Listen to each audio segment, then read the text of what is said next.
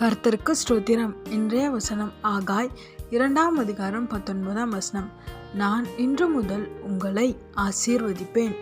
ஆகாய் 2:19. நான் இன்று முதல் உங்களை ஆசீர்வதிப்பேன்.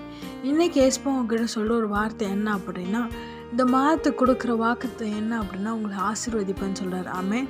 என்னையில் இருந்து தெரியுமா, இன்று முதல் உங்களை ஆசீர்வதிப்பேன்னு சொல்கிறாரு. இன்னும் 3 மாதம், இன்னும் கொஞ்ச நாள் காத்திருக்கின்ற பிறகு தான் அப்படின்னு சொல்லலை. அவர் சொல்கிறார், இன்று முதல் உன்னை ஆசீர்வதிப்பேன்.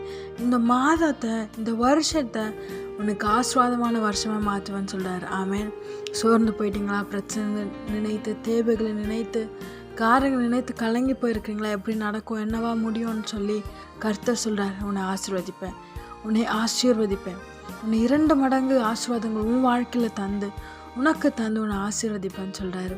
சோர்ந்து போகாதீங்க. ஏசப்பா உங்க கூட இருக்கிறார். உங்களோடு இந்த பெரிய காரியங்களை செய்வார். நிச்சயமாய் உங்களை ஆசீர்வதித்து உயர்த்தி சாட்சியாய் நிறுத்துவார்.